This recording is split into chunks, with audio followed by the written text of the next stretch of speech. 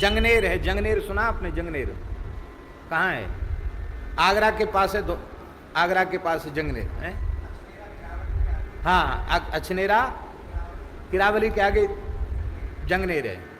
जंगनेर में एक पहाड़ी है, वहां ऊपर एक स्थान है, ग्वाल बाबा का स्थान है। वहां भी हरे राम बाबा ने कुछ दिन रह करके भजन किया। वहां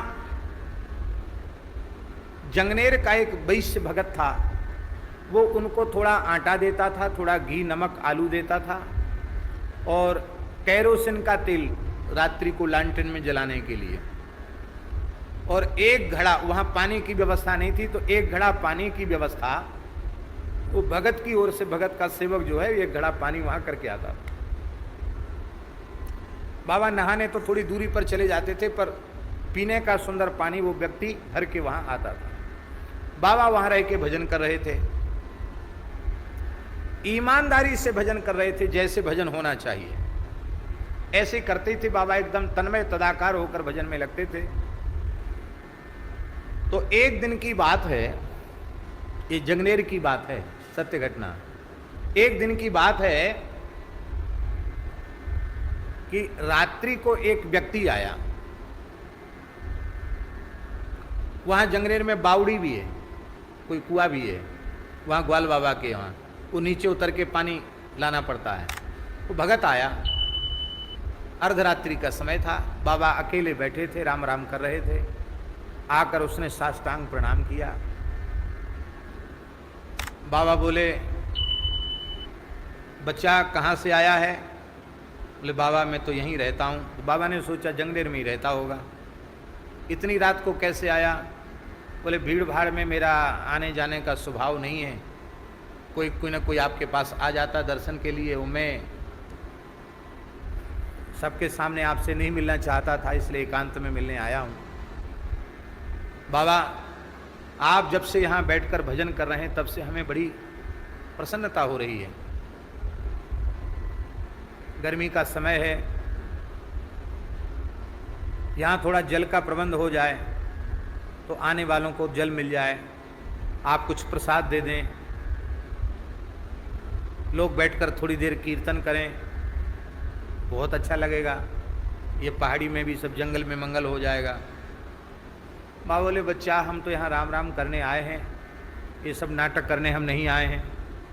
हम किसको तो मांगेंगे, कहाँ से पानी भरेंगे, और हम माला फेरेंगे कि लोगों को पानी पिलाएंगे? इसलिए ये परमार्थ की शिक्षा हमको मत दो। वो आग्रह करने लग गया। तो बाबा बोले, तेरा ज़्यादा मन है तो तुम व्यवस्था बना लो। तो व्यवस्था तो मैं बना दूंगा, पर हलवा आपको बनाना पड़ेगा। बाबा बड़े खुश भी हुए, खाने पीने के शौकीन थे कि टिक्कड़ खाते खाते बहुत दिन हो गए, अच्छा है कम से कम हलवा घी का प्रबंध तो हुआ। तो रात्रि को ही उस व्यक्ति ने सारा सामान रख दिया ला करके, घी मेवा, बड़े बड़े बर्तन,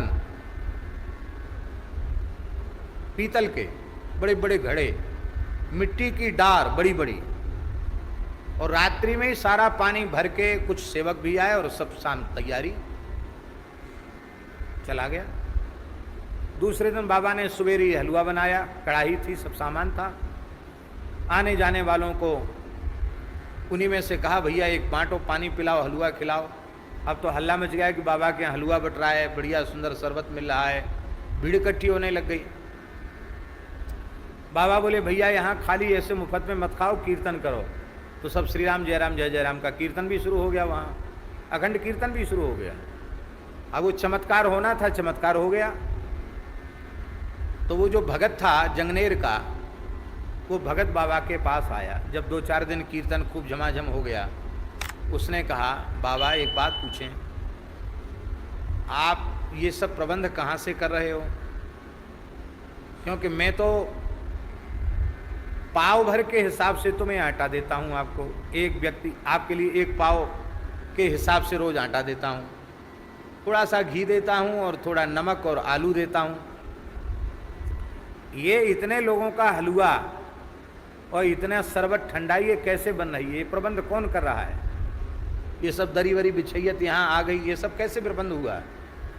तो बाबा ने बड़े सहज भाव से कहा, कि तुम्हारे जंगनेर का ही कोई भगत है, वो रात्रि में आता है, रोज आता है, रात्रि में आता है, रात्रि में आता है, वो कहता मैं किसी के सामने नहीं आ सकता हूँ, तो रात्रि में वो आता है और यहाँ सब देखता है कि क्या चीज़ घट गई, वो चीज़ यहाँ रख के चला जाता है।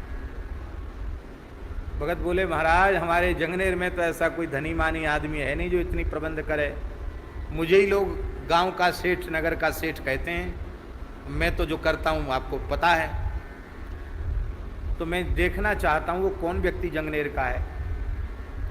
तो एक दिन वो भगत जो था वहाँ छिप के बैठ गया दूर में, और वो ठीक अर्धरात्रि के समय वो व्यक्ति आया, आकर के बाबा को साष्टांग प्रणाम किया और थोड़े रूखे स्वर में कहा कि बाबा मैंने आपसे पहले ही कहा था कि मैं किसी के सामने मिल नहीं सकता, पर आपने इस व्यक्ति को बिठा लिया, ये ठीक नहीं है। अरे बोले तुम भी जंगनेर के हो, ये भी जंगनेर का है। बोले ये सब कुछ नहीं बाबा, मैं आपसे बात जरूर करूंगा, लेकिन इसको पहले यहाँ से हटाओ। अब वो महाराज उस व्यक्ति ने देखा जब, ये तो बड़ा विशाल काय आदमी है, वो देख के डर गया, वो समझ गया कि आदमी तो है नहीं, ये मनुष्य नहीं है, वो कांपने लगा।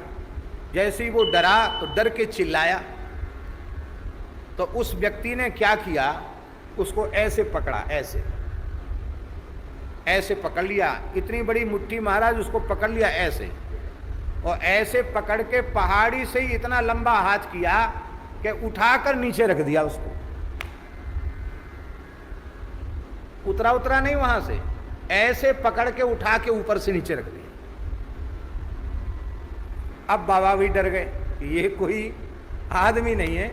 बाबा बोले बच्चा तू कौन है, भगत तू सच्ची सच्ची बात बता, तू कौन है।